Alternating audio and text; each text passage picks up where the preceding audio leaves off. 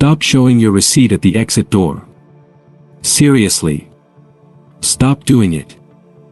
I want you to picture this scenario because it happens to millions of Americans every single week.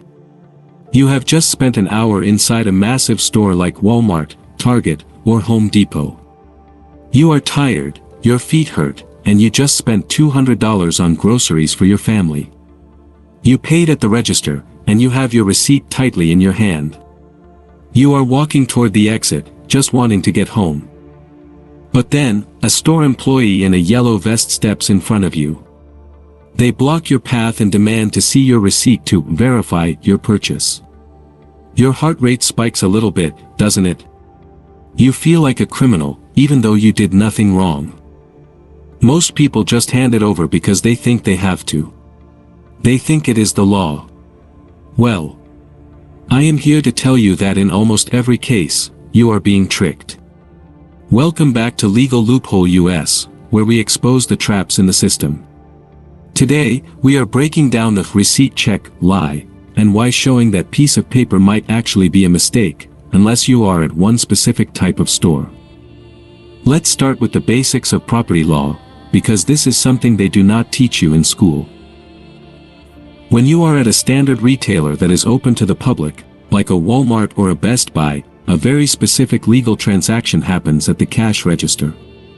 The moment you hand over your cash, or the moment that credit card machine beeps and says, approved, the title of those goods transfers from the store to you. That gallon of milk is no longer Walmart's inventory. It is your personal property. It belongs to you just as much as your shoes, or your phone, or the car you drove here in. Think about it this way. If I walked up to you on the sidewalk and demanded to inspect your backpack to make sure you didn't steal it, you would tell me to get lost, right? Well, legally speaking, the store employee at the exit door has about the same amount of authority as a random stranger on the street. Once you have paid, they have no right to delay you or inspect your private property without a very serious reason. Now, the stores do have one legal shield, and it is called shopkeepers' privilege.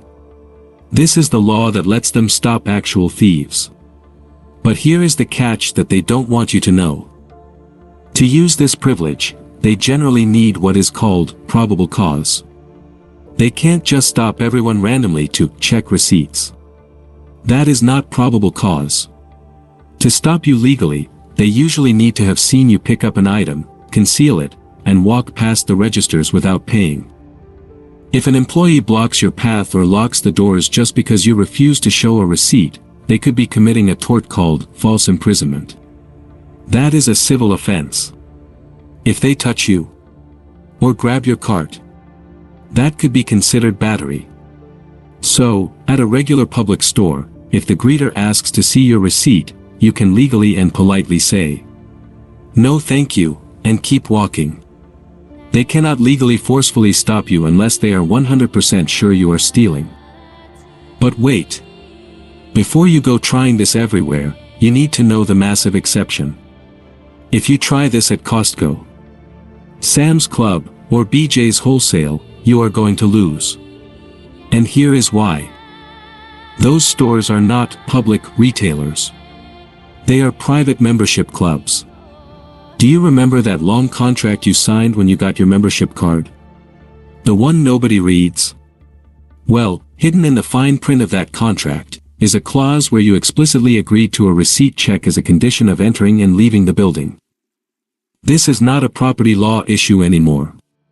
This is a contract law issue. At Costco, you waived your right to privacy in exchange for cheap hot dogs and bulk toilet paper. If you refuse to show your receipt there, they probably won't arrest you, but they are fully within their rights to revoke your membership and ban you for life. You broke the contract, so they can kick you out of the club. So, how should you handle this in real life without causing a scene? Here is the Legal Loophole US strategy. If you are at Walmart or Target, and the line to get out is long, just walk past it. If the greeter asks for your receipt, simply say, "No thanks, have a good day," and keep moving. Don't stop. Don't argue. Just leave. If they physically block you, pull out your phone, start recording, and ask them if they are detaining you.